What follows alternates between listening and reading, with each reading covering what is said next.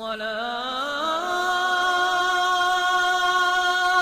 خير من النوم یا ایھا الذین آمنوا، اے ایمان والو، لا تتخذوا الیہود والنصارى اولیاء، تم یہودی اور عیسائیوں کو دوست نہ بناؤ۔ یہ قرآن کا واضح ترجمہ ہے، کوئی 14ویں صدی کے مولوی کی بات نہیں کہ جی ہمیں ترقی کرنی ہے، یہ دقیانوسی باتیں ہیں، اس طرح کا نعوذ باللہ من ذالک کوئی اس آیت پر کہے تو کافر ہو جائے گا۔ لیکن مسلمان کتنے دین سے دور ہیں کہ وہ دوستی کے اندر اتنے آگے بڑھ گئے کہ یہودیوں اور عیسائیوں کی مذہبی رسومات بھی کرتے ہیں، ان کے چرچوں میں بھی جاتے ہیں، انہیں گلے بھی لگاتے ہیں۔ ایک طرف وہ مسلمانوں کا خون بہا رہے ہیں اور دوسری طرف ان سے دوستیاں کی جا رہی ہیں۔ اے ایمان والوں، یہودیوں اور عیسائیوں کو اپنا دوست نہ بناؤ۔ بعضهم اولیاء بعض، یہ آپس میں ایک دوسرے کے دوست ہیں لیکن یہ تمہارے کبھی دوست نہیں ہو سکتے۔ وَمَن يَتَوَلَّهُم مِّنكُمْ، قرآن نے فیصلہ فرمایا، اور جو کوئی تم میں سے ان یہودیوں اور عیسائیوں سے دوستی کرے، فَإِنَّهُ مِنْهُمْ، پس بے شک وہ بھی انہی سے تعلق رکھتا ہے۔ ان اللہ لا یہدی القوم الظالمین، بے شک اللہ تعالی ظالم قوم کو ہدایت نہیں دے گا۔ فَتَوَ الَّذِينَ فِي قُلُوبِهِم مَرَضٌ، عام طور پہ یہ ذہن ہوتا ہے کہ ان کی دوستی ضروری ہے، حالات نہ جانے کیسے رہیں۔ فَتَوَ الَّذِينَ فِي قُلُوبِهِم مَرَضٌ، پس تم ان لوگوں کو دیکھو گے جن کے دلوں میں بیماری ہے، ایمان جن کا کمزور ہے یا وہ منافق ہیں، یسارعون فیہم، یہودیوں اور عیسائیوں سے دوستی کرنے کی کوششیں کرتے ہیں۔ یقولون، وہ کہتے ہیں، نخشا ان تصیبنا دائرہ، ہمیں یہ ڈر لگتا ہے کہ کہیں کوئی مشکل ہم پر آ نہ پڑے، کبھی ہم گردش میں نہ آ جائیں، اس لیے ان کو بھی دوست بنا کے رکھتے ہیں، شاید یہ کام آ جائیں۔ فَعَسَى اللَّهُ أَن يَأْتِيَ بِالْفَتْحِ، پس ان قریب اللہ تعالی فتح عطا فرمائے گا، او امر من عنده، یا اپنی طرف سے کوئی فیصلہ فرمائے گا، فَيُصْبِحُوا عَلَى مَا أَسَرُّوا فِي أَنفُسِهِمْ نَادِمِينَ، پھر جن لوگوں نے یہودیوں عیسائیوں سے دوستیاں کی وہ اپنے جی میں بڑے شرمندہ ہوں گے۔ اور ایسا اکثر ہوا کہ مسلمانوں کی تاریخ کو اٹھا کر دیکھیے، اکثر کافروں کی دوستی کی وجہ سے ہم ہلاک ہوئے۔ مغلیہ سلطنت جو ختم ہوئی تو بہادر شاہ ظفر، اللہ تعالیٰ ان کی مغفرت فرمائے، وہ مسلمان تھے لیکن ان سے غلطی یہ ہوئی کہ انگریزوں نے ان سے دوستی کر لی۔ جب بھی کوئی مسلمان نواب، ریاست کا امیر، وہ ان سے درخواست کرتا کہ انگریز ہمارے علاقے میں گھس گئے، آپ ہماری مدد کریں، تو وہ کہتے کہ ہماری تو انگریزوں سے دوستی ہے، ان سے معاہدہ ہے، تم جانو تمہارا کام جانے، ہم تو تمہارے ساتھ نہیں دے سکتے۔ انگریزوں نے کیا کیا، آہستہ آہستہ اس سے تمام ریاستوں کو کمزور کر دیا اور پھر بہادر شاہ ظفر کو بھی گرفتار کر لیا، مغلیہ سلطنت ختم ہو گئی۔ تو یہ کبھی بھی مسلمانوں کی خیر خواہ اور دوست ہو ہی نہیں سکتے۔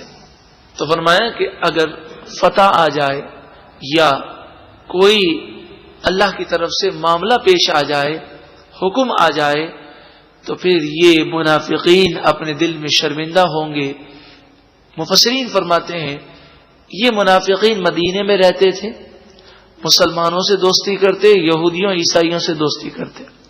اب ہوا یہ کہ منافقوں کا نفاق ظاہر ہو گیا اور یہودی اور عیسائی بھی منافقوں کو نہ بچا سکے۔ اس وقت انہیں بڑا افسوس ہوا کہ کاش ہم مسلمانوں سے دوستی رکھتے اور مسلمانوں کی خیر خواہ بن جاتے اور ہم دل سے ایمان لاتے تو آج ہمارا یہ حشر نہ ہوتا۔ ارشاد فرمایا وَيَقُولُ الَّذِينَ آمَنُوا، اور وہ لوگ جو ایمان لائے وہ کہتے ہیں، أَهَؤُلَاءِ الَّذِينَ أَقْسَمُوا بِاللَّهِ جَهْدَ أَيْمَانِهِمْ، کیا یہ وہی لوگ ہیں جنہوں نے اللہ کی قسمیں کھائی تھیں اور تم سے وعدہ کیا تھا، انہم لمعکم، بے شک وہ ضرور تمہارے ساتھ ہیں۔ گزشتہ آیت میں اس بات کا بیان تھا کہ منافقین کافروں سے خصوصاً یہودیوں سے دوستی کرتے اور کہتے ہم نہیں جانتے کہ حالات کیسے ہوں، اور ان یہودیوں نے ان سے وعدہ کیا تھا کہ کوئی بھی مشکل آئے تو ہم تمہارے ساتھ تعاون کریں گے، تمہاری مدد کریں گے۔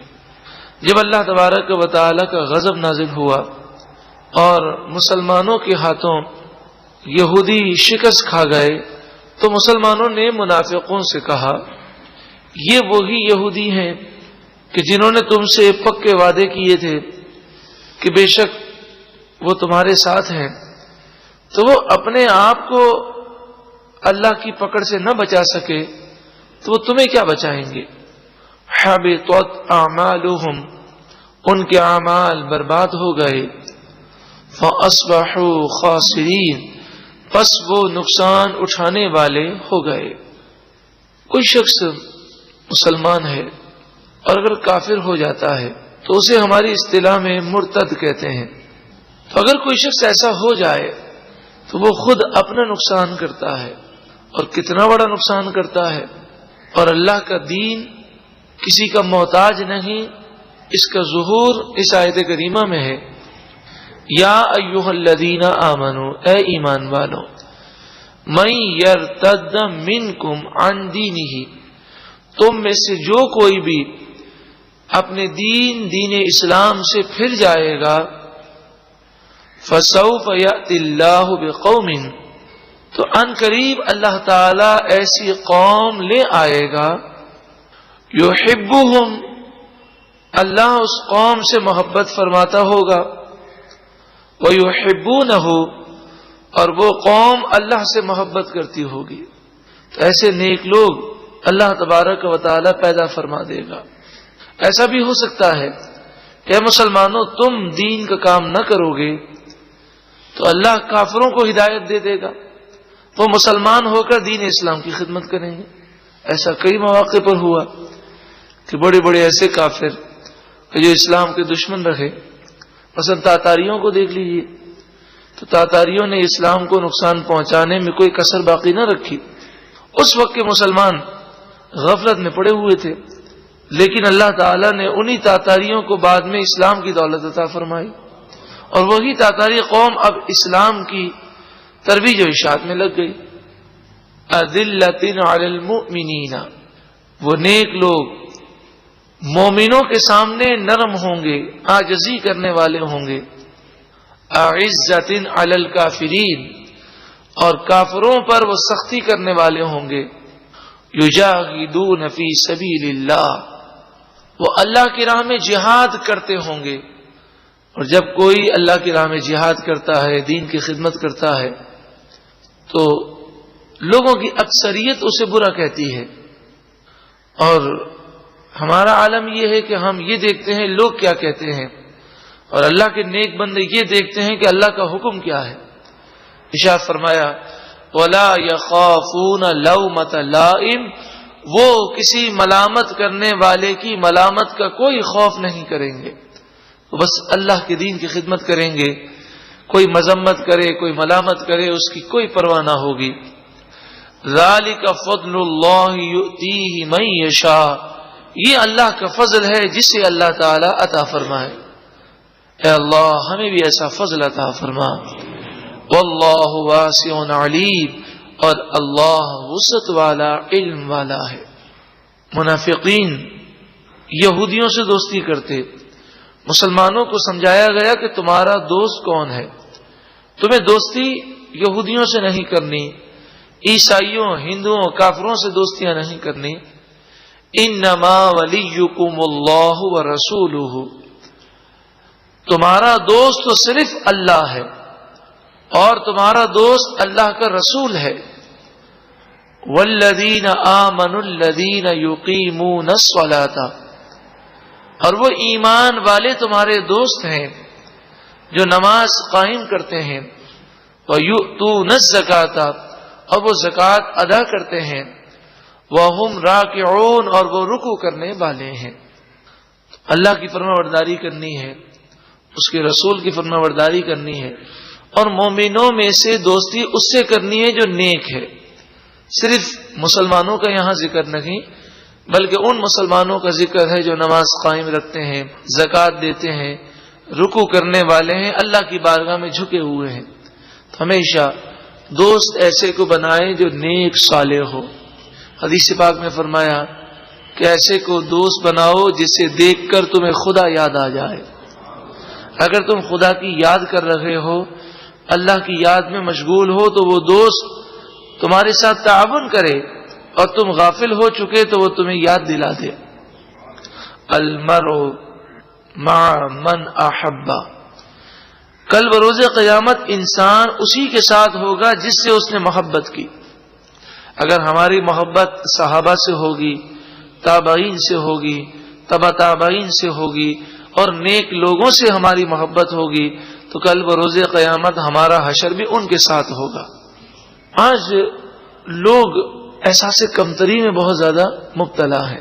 اگر ان کی اولاد خوبصورت لگتی ہو تو اسے کہتے ہیں تم انگریز لگتے ہو، نعوذ باللہ من ذالک۔